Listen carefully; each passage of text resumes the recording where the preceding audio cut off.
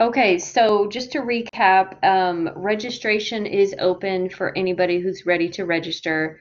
I'm teaching grammar level 3 on Tuesday, Thursday mornings, and my campus is the South Campus. So if you want to find that class, look for Tuesday, Thursday morning South Campus because you won't see my name on there.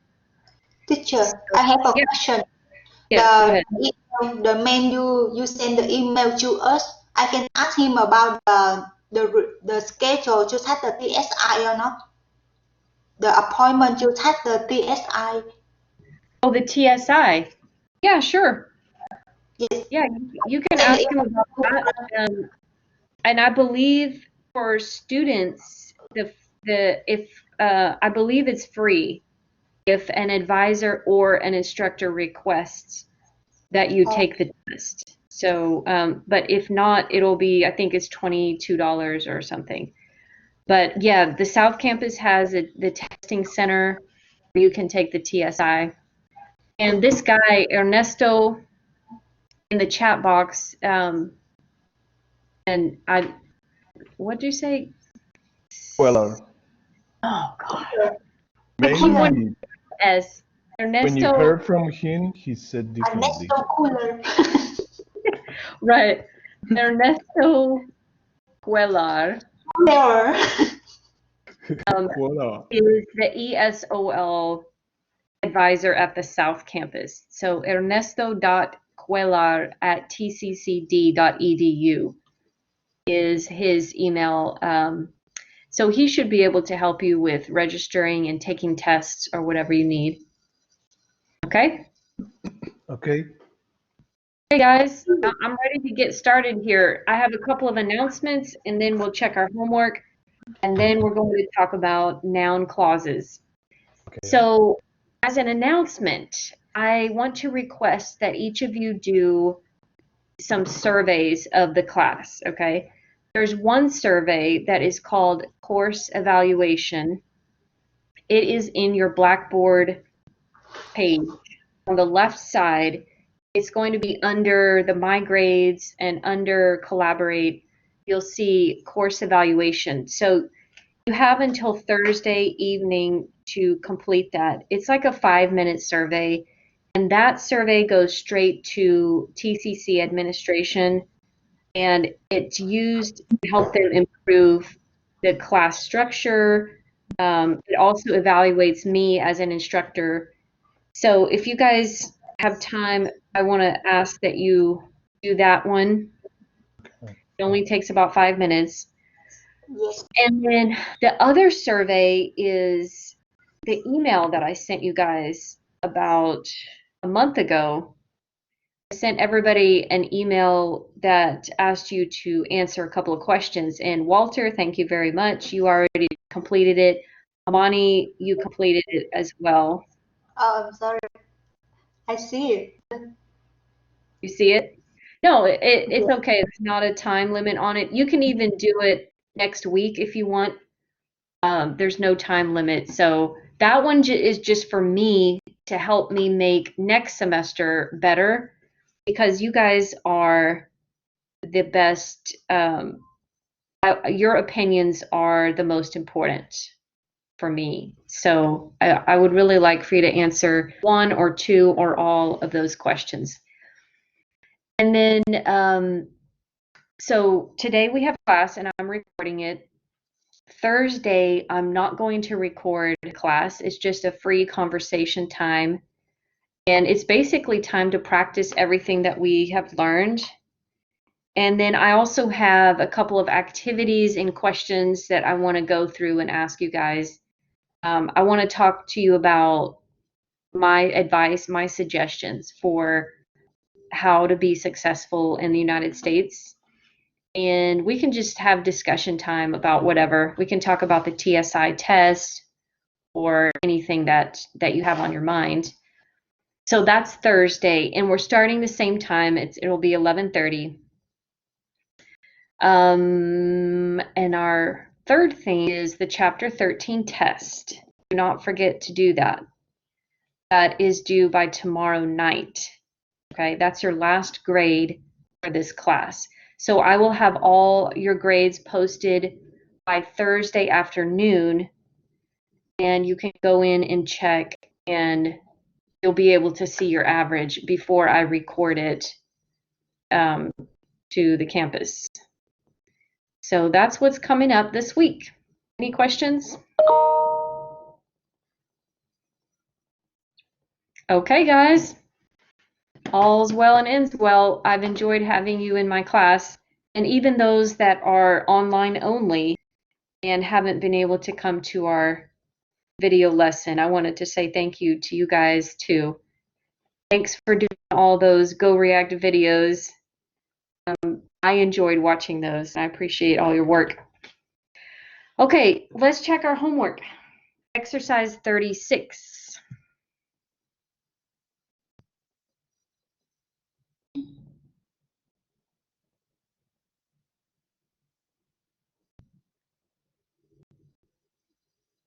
So exercise 36, we are on page 361, 361.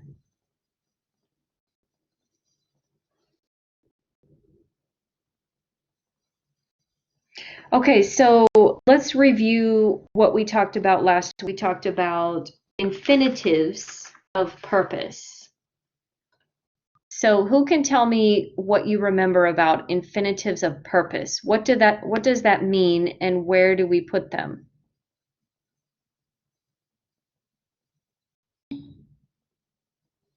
Okay, Tu, you want to tell us? Just turn on your microphone again. I remember that's for the purpose. Purpose. You can answer the question in order to the. Yes. Right. Infinitives of purpose tell you why in the sentence. So we gave an example, I work. Why? To pay my bills. Okay, so to pay would be an infinitive of purpose because it's answering the question why. Okay, and then we also talked about inserting for in a person. Oh no, that was the one we got. We talked about using to, T-O-O. So Amani or Walter, can one of you tell me what do we say about using T-O-O, to?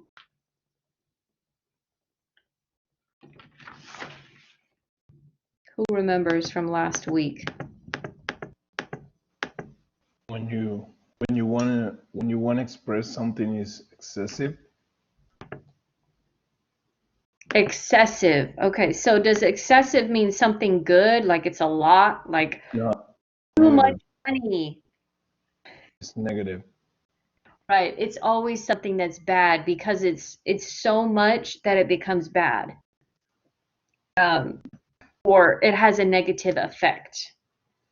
Like we gave an example, I am too short to reach the top shelf. Okay, I'm too short. I'm too tired to go running today. So the negative effect, I can't go running. I'm too tired to go running. So we use T-O-O, to, and then an adjective, like too tired, too short. And then we have an infinitive. Okay, so Amani, it's your turn to help us. Let's do exercise 36. And can you tell us your answers for, wait, I think we already did 3 and 4. So can you start with number 5, Amani, and tell us the answers?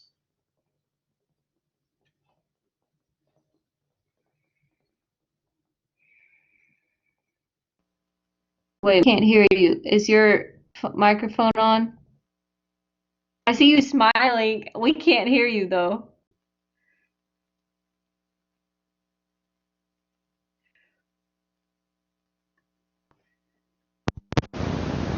Wait, how about now? Yeah. Alright. Yeah, I was saying number 4 Number 5 is expressing purpose. Good. Yeah. Number 6, yes, the purpose. Yeah. 6 purpose. 7 is purpose. Yes. Number 8, the purpose. Number 8 is purpose or no? No. Correct. Number 8, there's no purpose, so we cannot use in order. Yeah. Number 9 is purpose. Yes. Number 10, no purpose. No purpose. Good. Number 11, there's no purpose. Right. Number 10 is purpose. I mean, 12. Number 12 is Right. there's a purpose here. Okay, good job. You got all of those correct. So basically, class, the ones that we can add in order before the infinitive, okay, the ones that we can add in order would be number 5, 6, 7, 9, and 12. Those are the ones that we can insert in order. Okay, your answers are up here on the screen in case you missed that. All right, let's go to exercise 37. If nobody has any more questions. Exercise 37. So 2, can you help us with these? Tell us your answers.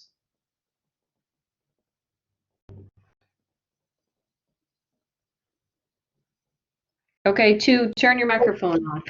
There you go. Number 3 là two. Number 4 là four. Number 5 4. Number 6 two. Number 7 two. Number 8 two. Number 9 4. And number 10 4. Yes, all of those are correct. 2, 4, 4, 2, 2, 2, 4, 4.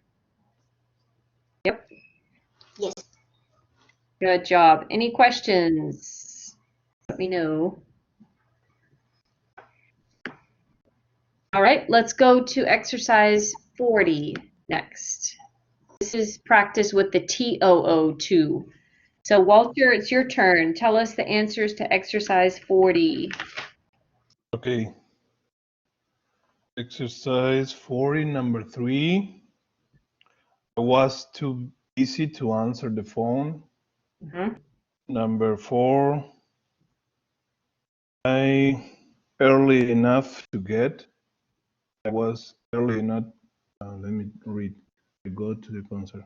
Yes, I go to the concert early enough to get good seats. Good. Number 5. Too full to hold. Number 6. Isn't large enough to hold. Yes. Number 7 is too big to get. Number 8 is big enough to hold. Yes, that's correct. Good job. Well, so far everybody's getting 100 on these. If only this was the real test. Everybody would. Okay, let's go to exercise 43. 43. So I'm going to the top right side of the screen. Number 3, to 8. Yes. Number 4, going. Number 5, listening. Number 6, to earn, and then to take. Number 7, to get, and then sleep. That's wrong. Okay, so let's stop on that one then. Walter, what did you put? Getting, sleeping. Okay, so here's something that might help you. Let's look at the subject, it, and then we have is as the verb, right? And then we have an adjective. So remember when we talked about this structure, like it is important, it is tough, it is nice. And then after the adjective, yeah, after the adjective, we put an infinitive. Okay. It is important to study. It is nice to you, right? So think of that as structure. And so after adjectives, we want to put an infinitive.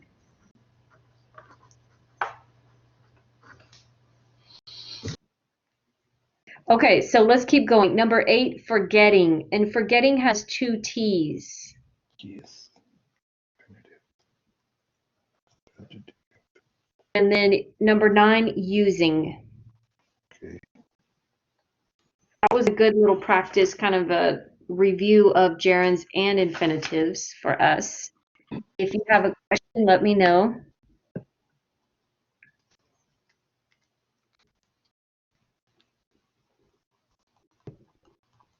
Okay, so we've got one more long exercise, the editing, which is the hardest thing to do when it comes to grammar. Finding the mistakes and then also knowing what to do to make it correct. So let's look at exercise 47, page 368. Okay, so I'm going to ask each of you to give one answer. So Amani, can you do number 2, please? Okay, can you hear me?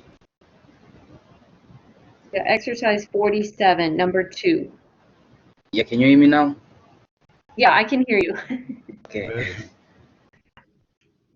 Okay, number 2, I erase for caching and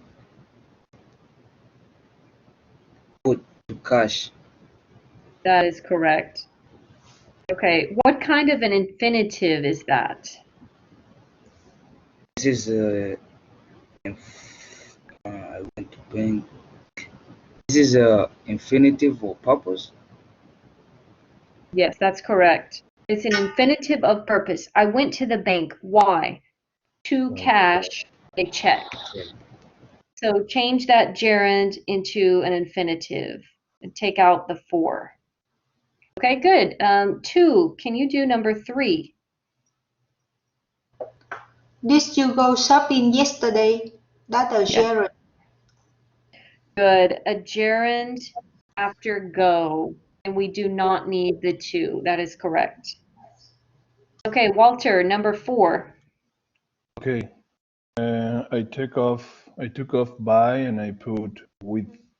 I cut the rope with a knife. Yes. Okay, why did we switch it with? Switch it to with.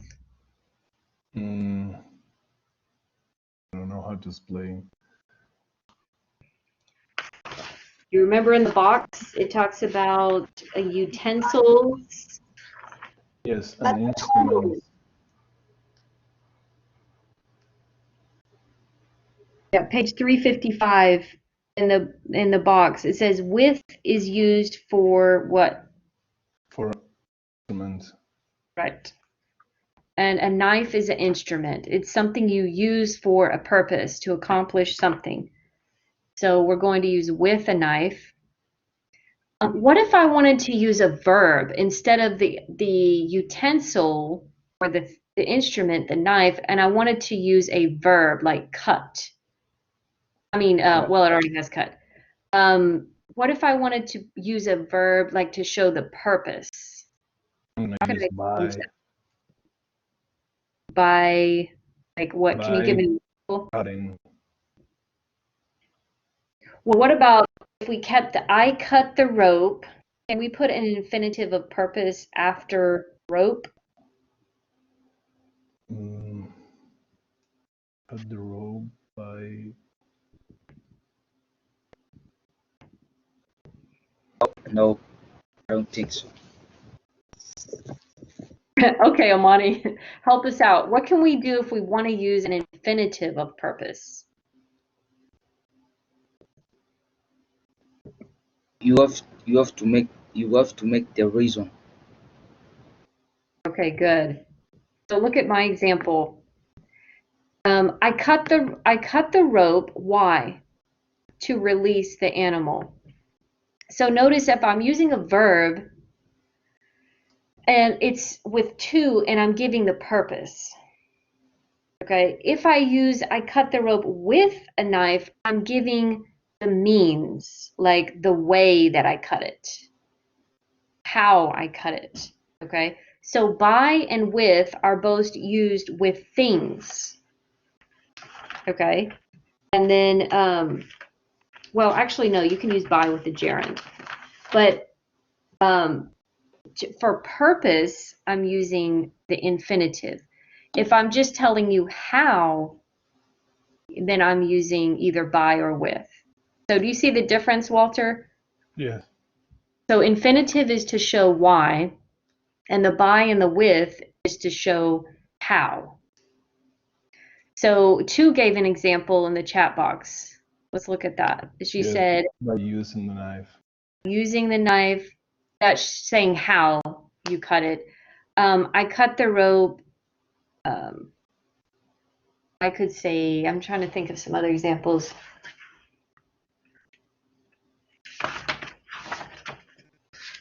Oh, I cut the rope by Using an ox. using scissors. Yes. Right. If I want to use a gerund, I would use the by with using or cutting, or we already said cutting. But with goes with the utensils. So basically, I'm just trying to show you different ways we could redo this sentence to have kind of a different focus or different meaning. So that looks good though. We've got, I cut the rope with a knife. We're using with because a knife is an instrument that tells you how you do something or what you used to do it. Okay, so let me give the rest of the answers. Number 5, I thanked my friend for driving. Yes. So we need to have the gerund for driving. So the gerund is driving, comes after the preposition for. Number 6, we need to write it is because we need a subject. Number 6. It is difficult to learn another language. Number 7, Tammy or Timmy isn't old enough. So we need to write old enough. Number 8, this exercise is easy to do, or it's easy to do this exercise. Number 9, last night I was too tired to do. Was too tired to do my homework. Number 10, I've never gone sailing. Pick out that 2. Number 11, reading is. Yes, Amani? Yeah, how did you do number 9? So number 9, I don't know if you can see my screen. I have let me erase this. I have lines going everywhere. So number 9 is last night I was, and then too tired, like T-O-O, and then tired. And then we put infinitive to do. So in number 9, we're missing the verb was, and we need to take out the no and put in to. Oh yeah, we also need the subject I. So number 9, yeah, can you see it on the screen? I was. Yeah, I can see it. Okay, good. So if there's no another way to do it, I use negative. Okay. Go ahead. I said last night I wasn't too tired to do my homework. That sounds Okay, so yes, you can do that. I wasn't too tired to do my homework. So that means that you did your homework. right. In my sentence, I was too tired to do my homework. That means I did not do my homework. So the meaning would be the opposite. Okay. But yes, you can say I was I was not too tired to do my homework.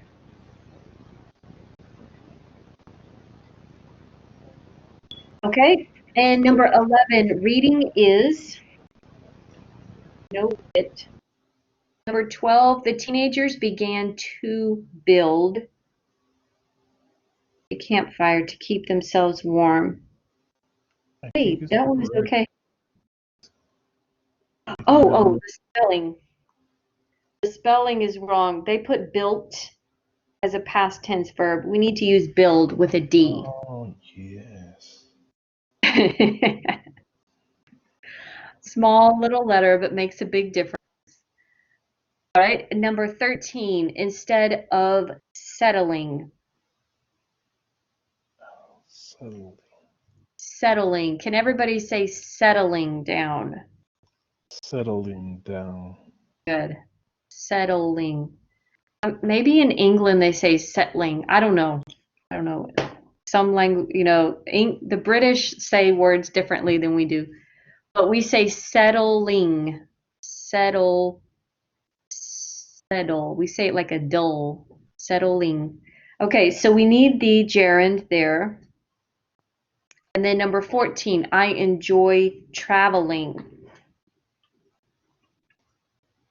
Number 15, my grandmother likes to fish, or my grandmother likes to Fish. go fishing, or my grandmother likes fishing.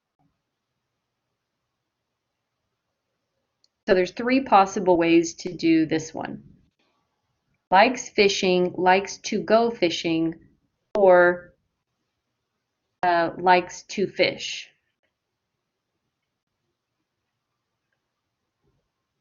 And number 16, Martina would like to have a big family. Like to have. Okay, does anybody have questions? Did anybody miss any of these here?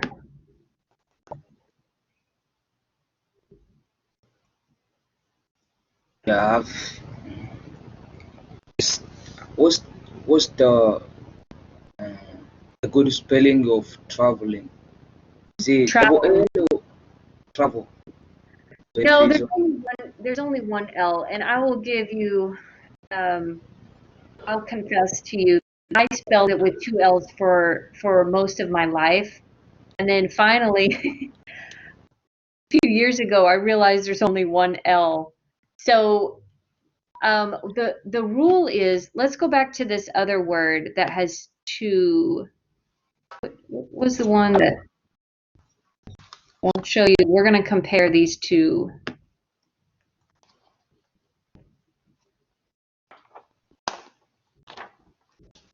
Oop, now I don't know where it went.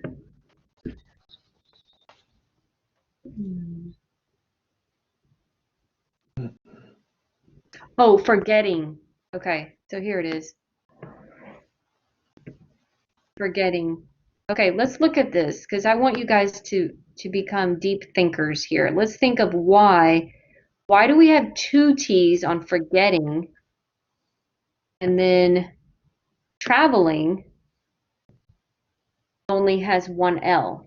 Because both of those words, forget, that's 2 syllables, forget, and then travel, that's 2 syllables. Both of them end, the base form ends with a consonant vowel consonant, okay? So I'm leading you down the right path. Can anybody tell me why we need to double the T in forget, but we do not double the L in travel? Anybody know the rule?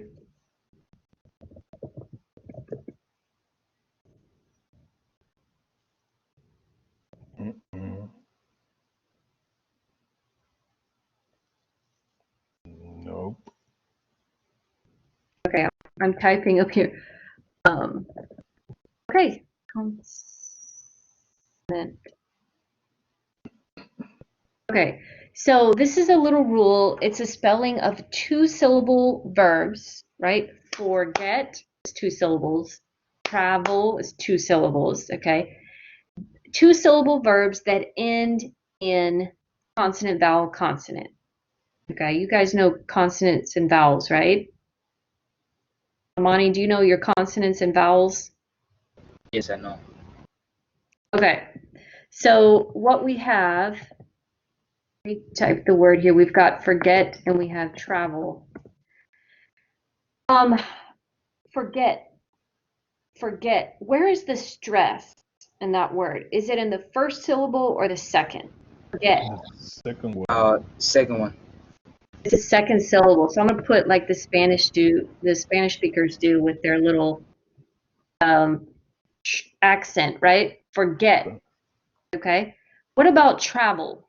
Where is the stress? The first one. It's on the first syllable. So that is the difference between these two. When you have the stress on the second syllable, you're going to double the consonant, the last consonant. Okay, so forget becomes forgetting. Travel does not have stress on the second syllable, so we do not double the last consonant.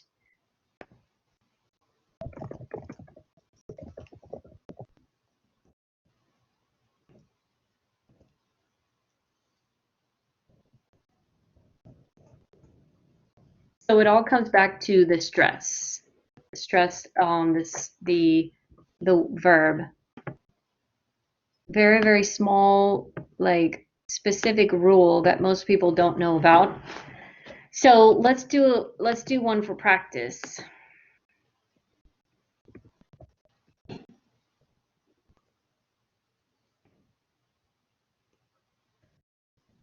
Okay, I've got these two. Can you guys see this? Admit. I've got two here.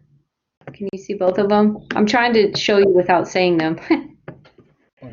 Whisper and admit. Yeah. Okay, both of these are verbs that end with a consonant, vowel, consonant.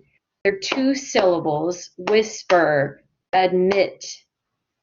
Okay, so who wants to try? Which one, if we add the ing, where do we need to double the consonant and where do we not need to double the last consonant? We need to double the consonant second word, admit. Because the stress is in the second syllable. That's correct. So admit. We do not say admit. We say admit. So, for example, TCC admitted 1,000 students last semester. Admit. Okay, good. So the second syllable is stressed. So we're going to double the last consonant because the second syllable is stressed. So we put double T.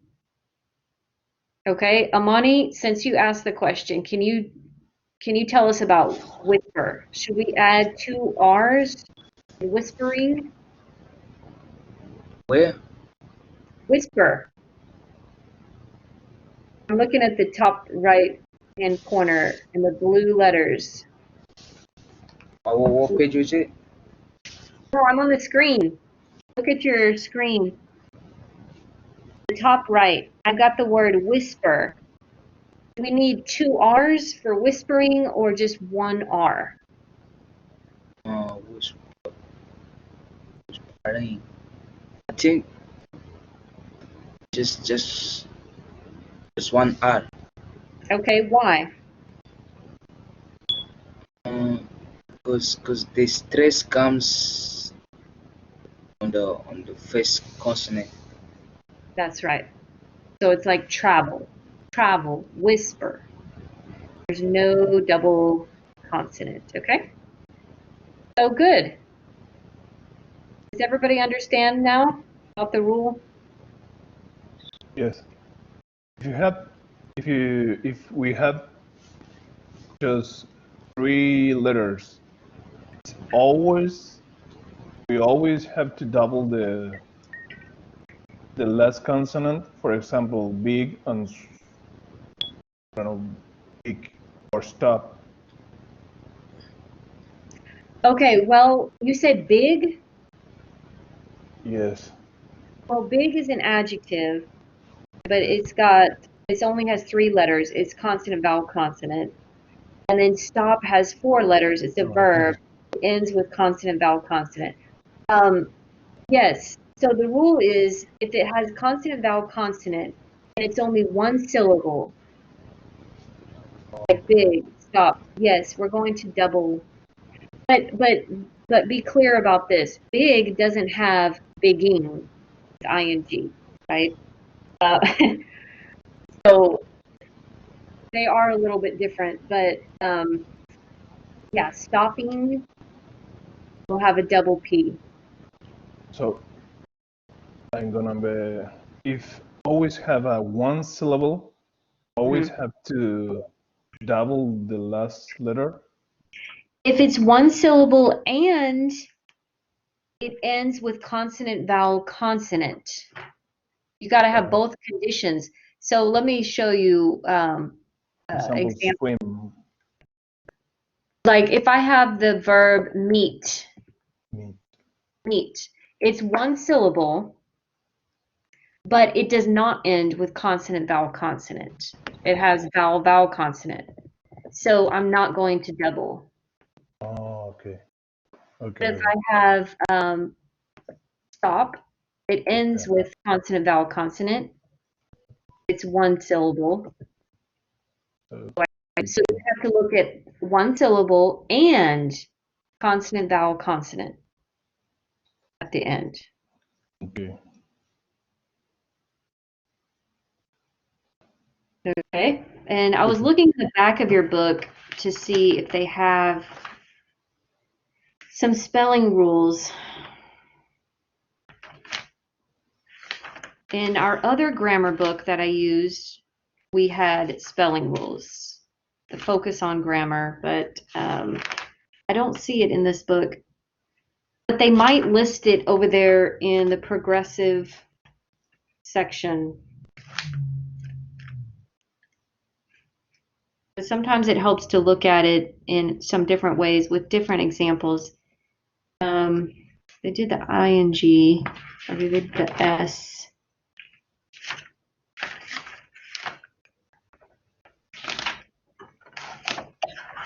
Sorry, we're getting a little off topic here, but it's our last day. We're just taking it easy.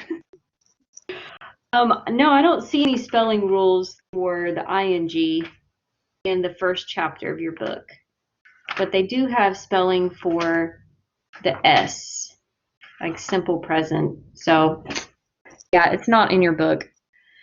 Okay, so I'm going to clear this screen out. Anybody else have questions about the homework? Oh yeah, cause I always hear a lot of people saying like, I settle down, I settle down. So what's the meaning? Is it like sitting down or do something else? Okay, good question. So you're looking kind of at number 13, where it says settling down.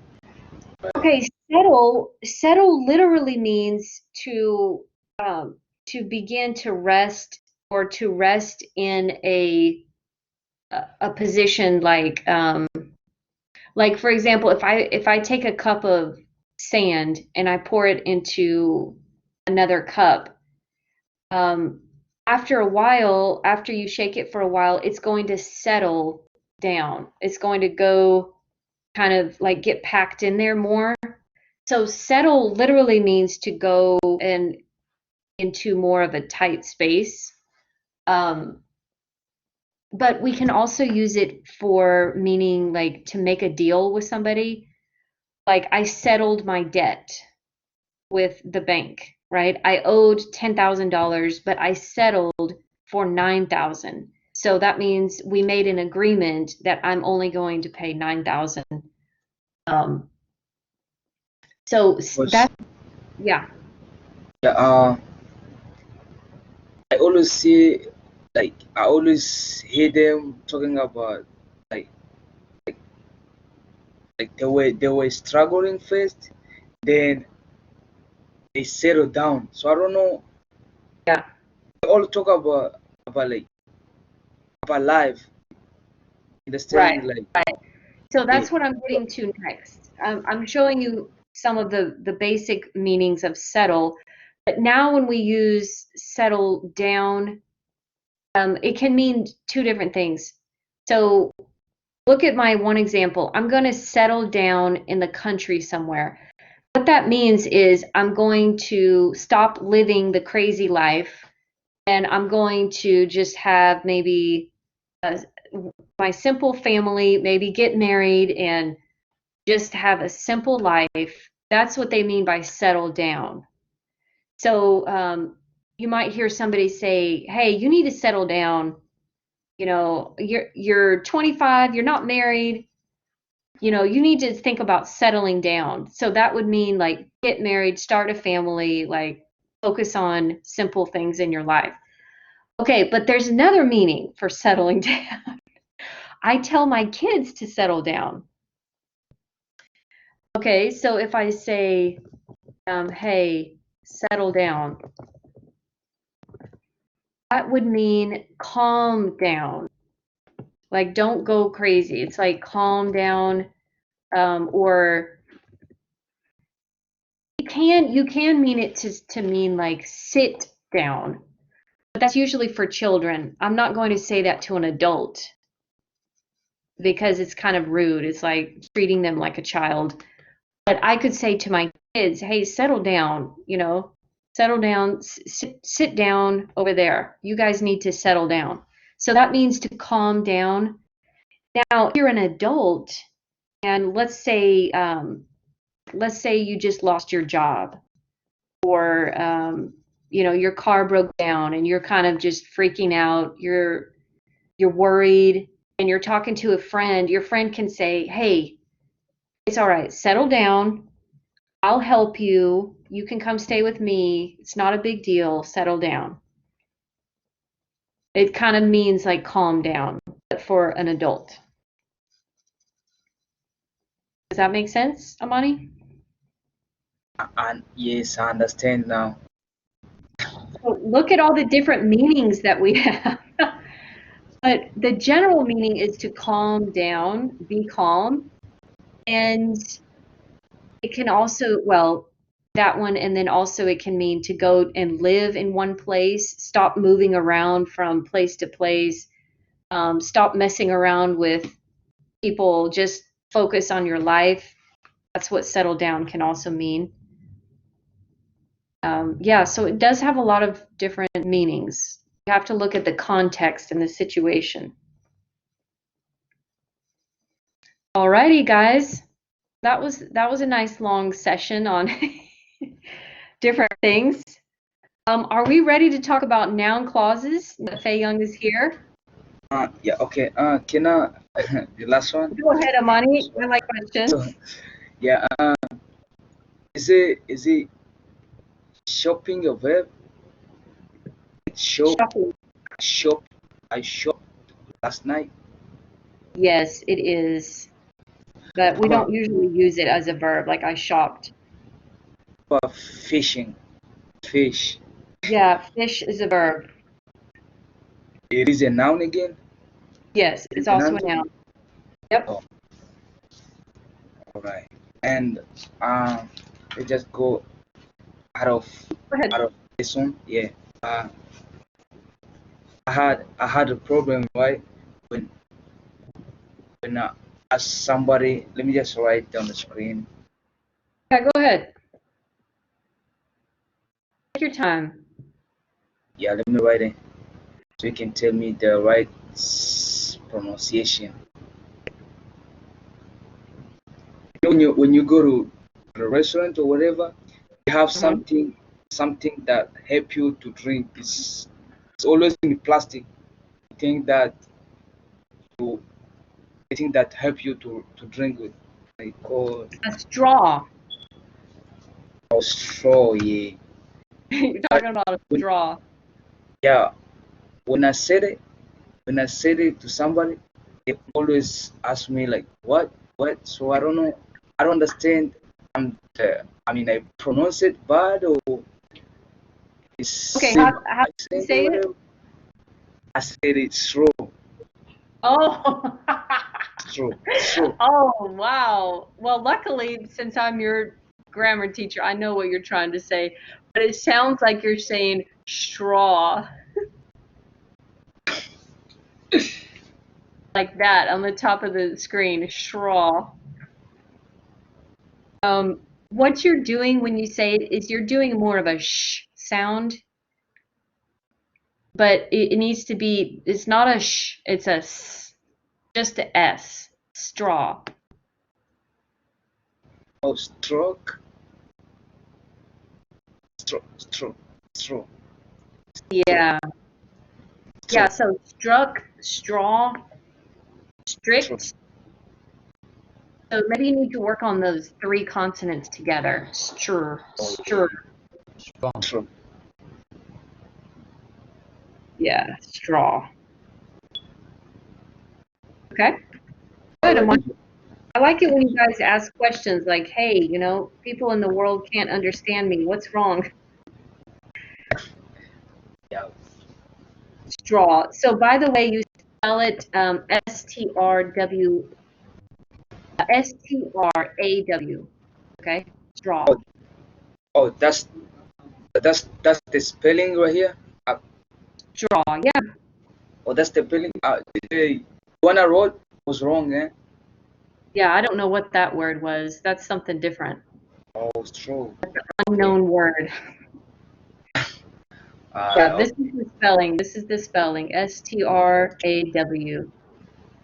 Okay. Thank you so much. Okay. Okay. Okay, guys. So let's look at page 370. Page 370. We're looking at noun clauses. Now, when you first look at these pages, you might think, "Wow, this looks complicated." Because it is, right? This is English. And it has to be a little bit complicated so people like me can have a job. So, no, I'm just kidding. But noun clauses are sometimes difficult because they involve several different words and they have to be in specific places in a sentence, okay? Now, you guys remember we studied adjective clauses a few weeks ago. So, what do you remember about an adjective clause? Can anybody give me an example of an adjective clause?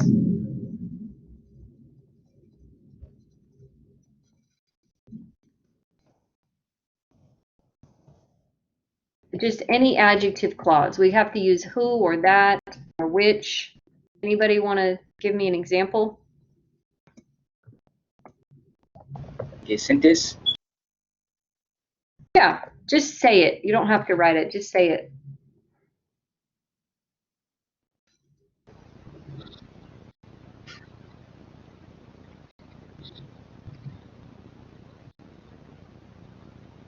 Texas. Texas is the state that have had had Texas is a state that has what?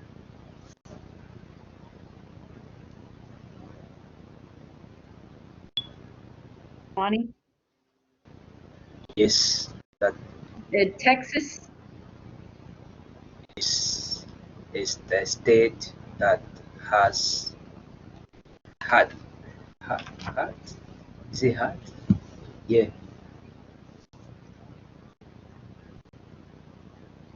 That has had, I don't know your last word that you're saying. Like You're kind of cutting out. I think that's why. We're only catching a few words.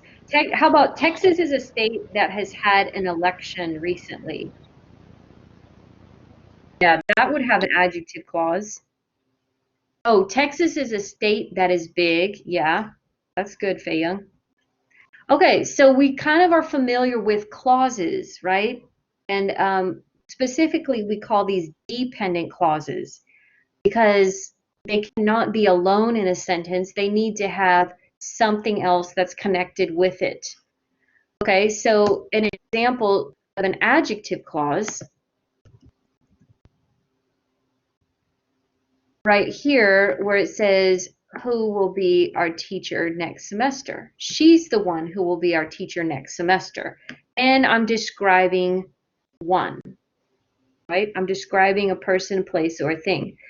So let's take what we already know about these kind of clauses and let's think about noun clauses. So you probably already guessed, a noun clause is a subject and verb pair that act as a what? You can see. Noun. They act as a noun, exactly. So remember, adjective clauses have subjects and verbs too, but they act as an adjective describing a person, place, or thing. A noun clause is not going to describe a person, place, or thing. They are actually going to be the thing in the sentence. Okay? So they act as one noun together. Now this might sound confusing, but I want to show you some examples. Look in your book on page 370. Let's just do the book example first, and then we'll look at some of my own. Page 370, it says, an example B, I know where he lives. Right, does everybody see that sentence in the box? Yes. Let me know if you're lost. On page 370 in the box, letter B, it says, I know where he lives.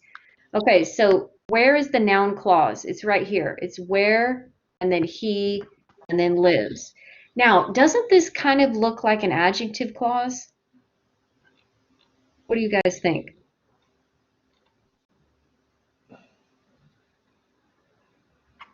It To looks me, like, but it's No, not.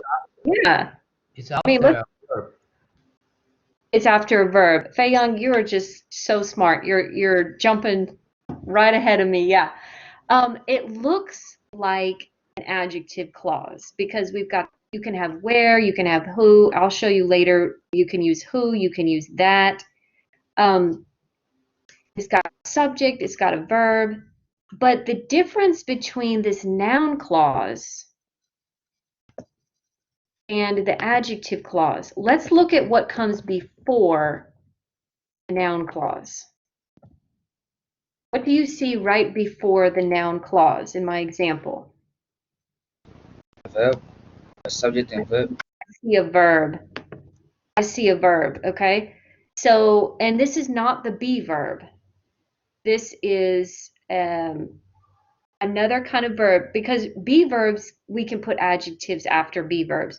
But this is another kind of verb, and it's very important that we can see that we're not describing a person. We are actually saying what? We're saying the thing that he knows or that I know, okay? So another way to say this, let me give you guys this translation. I know it. I know it, right? And then people will say, well, what do you know? I know where he lives. I know his name. I know things, right? You know something. So this is in the position of a thing, an it. So I want you to notice the position is in the object position. This noun clause is in the object position of the whole sentence. I know it. It, the object. And then when we make a noun clause, nouns are either subjects or objects, right? Right, class? You guys remember that, right? Yes.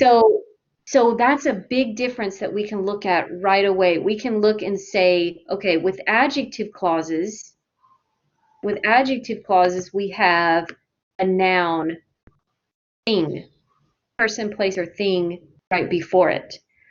With noun clauses, we have a verb right before the clause. Okay? Is everybody following me? Yes. Yes. So let me just put up a few notes here. Noun clauses can be in the object position of a sentence. Or in other words, they are going to be after verbs. Okay, so that's where they're going to be.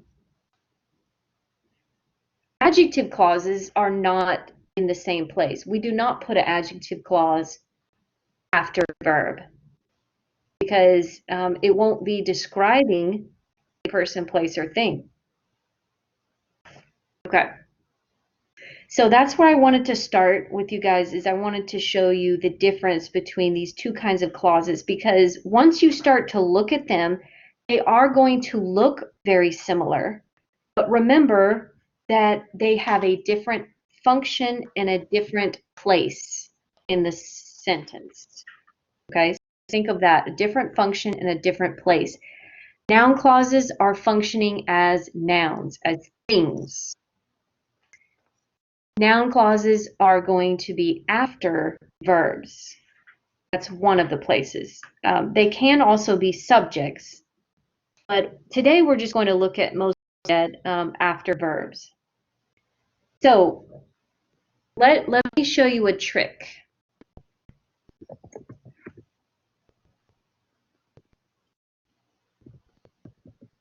I'm going to type in a question here. How do I know where a noun clause is, or where it can be in a sentence?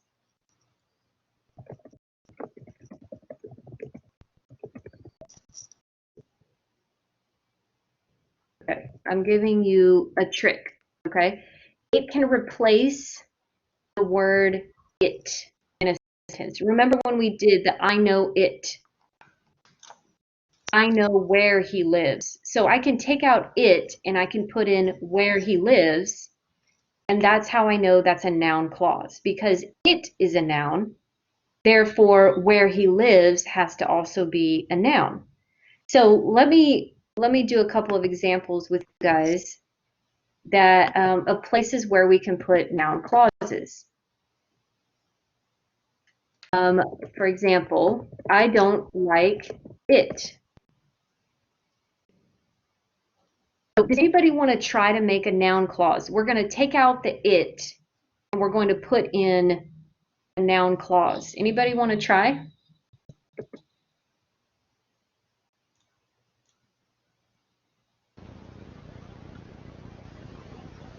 Yes. Yes, I have one I sentence. did it. Okay, let's start with Fei Young and then we'll give Amani a chance. I am doing what I need to do. Good, I'm doing it. I'm doing what I need to do. So what I need to do would be a noun clause. Good. What about in my sentence, I don't like it? Can you start a sentence with I don't like and then have a noun clause? Amani, do you want to try it? So what? Can you say it again? Yeah, we're using number 1 on the screen. But we're going to take out it and put in a noun clause. May I? Okay, go ahead, Yes. Fei Young. I don't like what he said. Excellent. I don't like what he said. I don't like, and then 2 gave an example. I don't like what you said to me. Yeah. So those examples that starting with what, like what he said or what you said to me, those are noun clauses. How do you know they're noun clauses? They have a subject and verb, and they also can replace it in the sentence. I don't like it. I don't like what you said to me. Okay. Who else wants to give an example with I don't like What is happening? what is happening? What is happening would be a noun clause.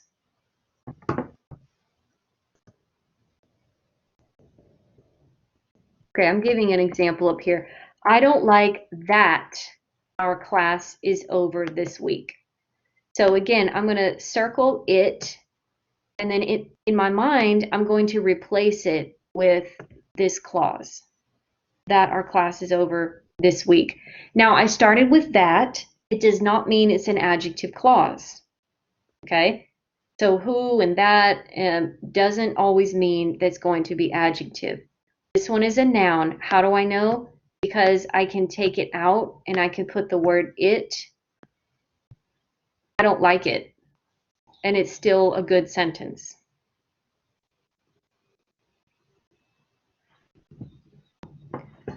Okay, let me show you one with who. Because remember my adjective clause, I used who, right? Okay. I don't like who will be my teacher next semester. Hey, that sounds like my sentence. Where did you get that? Except we got to change a few things. Instead of I don't like who will be our teacher, how about let's do number 2. Please tell me. Oh. Sounds a little nicer, you know. Please tell me. Please tell me who will be the next president. Okay. Okay, so you guys are making a very common mistake with noun clauses. Both of you said who, and then you put the verb. Who will be, and then Fei Young, you said who will be our next president, right? Yes. Okay, so this is a common mistake. Let's take a look at my example here. Please tell me it, right? Okay, I can take out it and I can put in a noun clause. Please tell me who our teacher will be next semester. Oh. Shit. We've got to put the subject in there. Now, isn't that strange? Because look up at the adjective clause. And I purposely gave you guys this because I want you to see that they are different. The adjective clause, we said who will be our teacher. She's the one who will be our teacher. But the noun clause, who our teacher will be. The difference is because when we have a noun clause, we're not replacing an object and putting in the relative pronoun and moving it to the front. We're not doing all of that. We've just got with the subject and then the verb in there. Okay. We can also take out this. Please tell me, but you can do it with that. I don't like, no, not that one. There's another one you can take out. Okay, we'll do that one later. Let's just start with these. There is a way you can take out the word that, but let's start step by step. Let me show you the 2 structures that we can use for noun clauses. We can have a WH word. Okay, what are the WH words that you guys know? Why? Whose? Why, when, Where? where, who, how, what. Okay. Whom. Yeah, and whom, but we're not using whom for this, but we can use who. Let me show you some on page 371. Page 371, we've got the where, when, what, why, who. We also have whose. Okay, but we do not have whom with the M.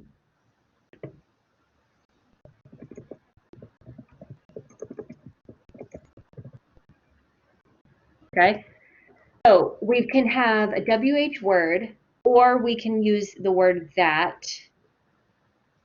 or if, or whether. Now, if and whether are also in your book, but those are, they just mean choice. Choice or condition. Those are on page 376. But we can have one of these words, and then a subject, and then a verb. So that's what I did in example number 1 and 2, right? I used that with our class as a subject and is a verb. Okay, so that's what we did here in number 1. And then number 2, I used who with subject, our teacher, and then will be. Now, what you need to know is that this is in sentence word order. Sentence word order. So look at page 371. I'll show you how you can kind of get this. Look at page 371 in the box.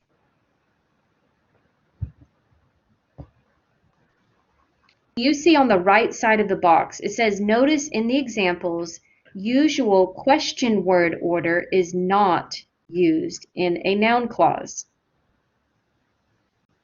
Okay? Not used. So look at the examples. I don't know where he lives. We cannot say, I don't know where does he live. We have to use where, and then we use a subject, he, and then the verb lives. There's no auxiliary verb that we need. Another example, do you know when they left? So we have when, and then we have a subject, they, and a verb left. We do not say, when did they leave? Okay, is everybody with me? Yes. Okay, so good. But there is one exception, and this brings us to the second structure. Sometimes the WH word can be a subject. So look at the bottom of that box. It says, I don't know who came to class. Who came to class? That one looks like a question, okay? So this one is the exception. That is because who is the subject?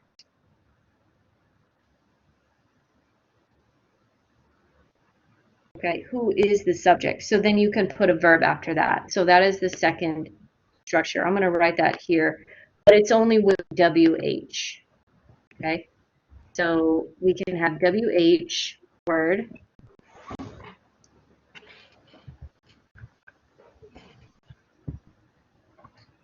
or that.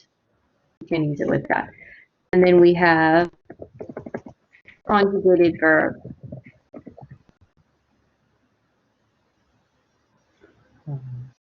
May I have a question? Yeah, ask a question. So this sentence is, I don't know who came to the class. Can I say came? If I add that after who, so it can, is it a adjective clause? After who? So you're describing who? Yeah, I don't know who that came to the class. So, That's a good question, but no, because adjective clauses have to describe, you can't use a relative pronoun outside of the adjective clause to be what it describes.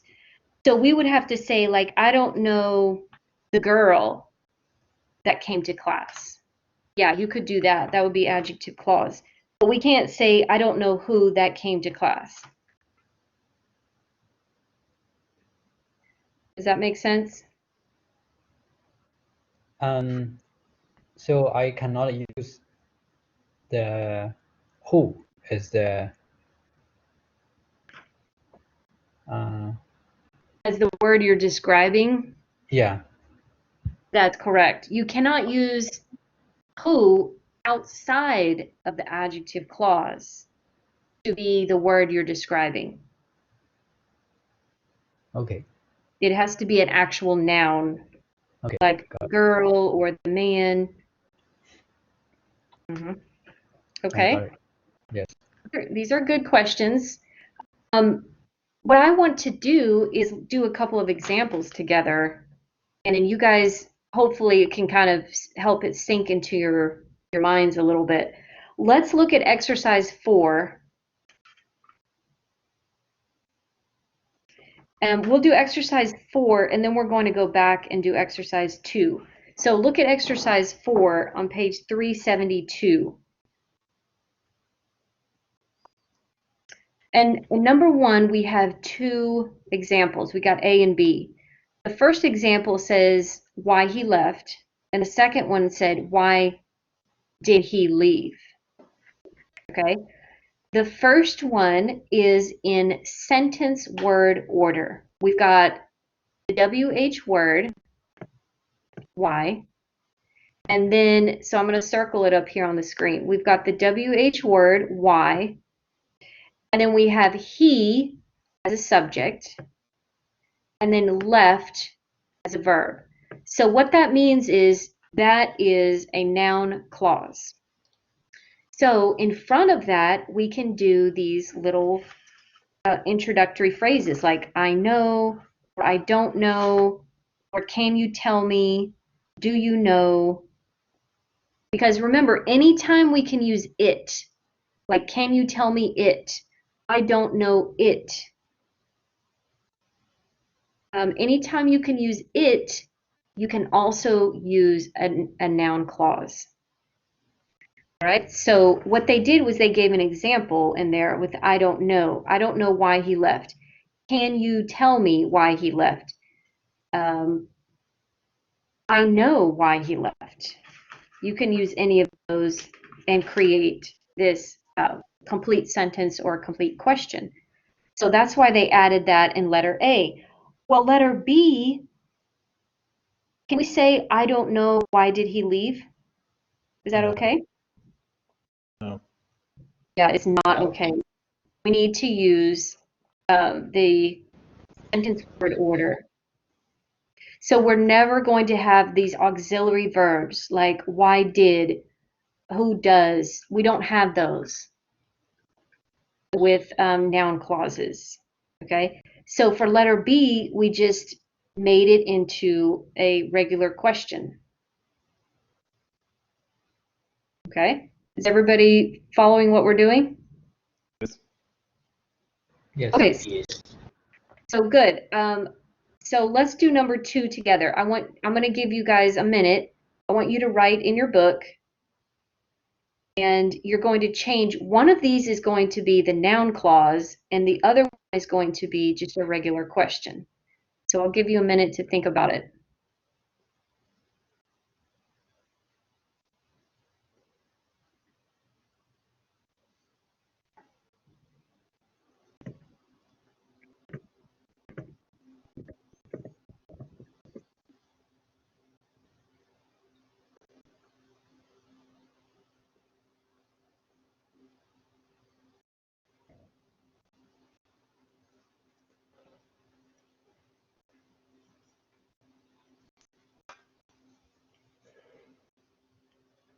Okay, we're almost out of time, so we're just going to do this one for today, but I'll still give you the answers for the others.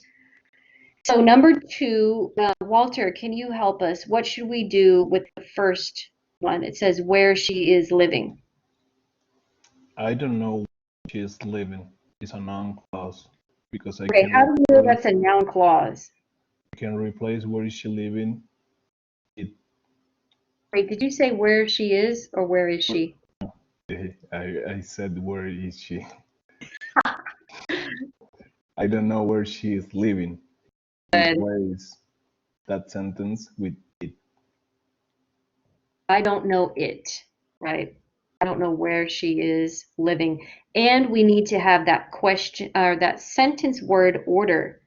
She is living. We don't have the is she. Okay, good. And so letter B, what do we do with B? It's a question. Yeah, so we capitalize the W and we put a question mark after living. Okay, good.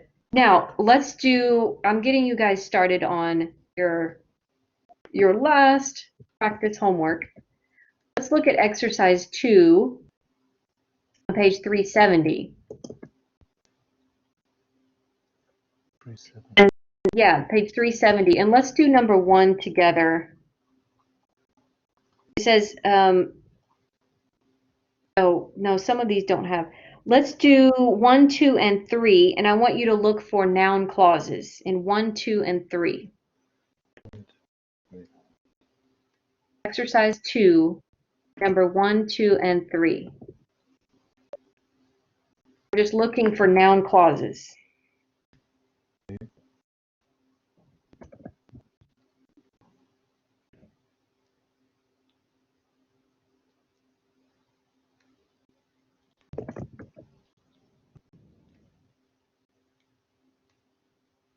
Okay, 1, 2, and 3. So let's see. Fei Young, did you find any noun clauses in number 1? No. Good. So number 1, there's no noun clause. Okay, 2. What about number 2? Yeah, where the Smiths are living. Oh, you got that answer quick. Okay, Amani, number 3. What page is it? What page is it? 370. Number 3, it says, we don't know what city they moved to. You see a noun clause over there. Yes. Where is it? Oh, not really.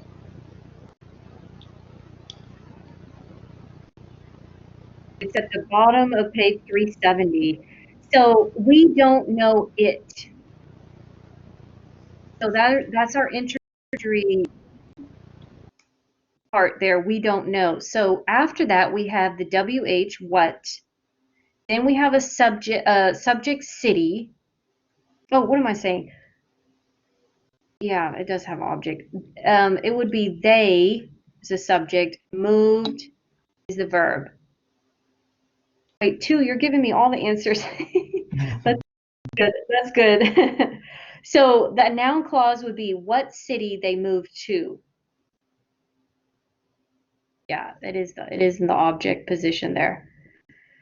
Okay, so the important thing is that you can see, number 1, noun clauses come after verbs, usually. And number 2, they still can start with those WH words, or that, or if, or whether, and they have a subject and verb in them. But they're acting as nouns in the sentence or in the question. Okay, Fei Young, go ahead. So the number 3, we don't know what city they moved to. I feel a little confused. Like, can I see they moved to is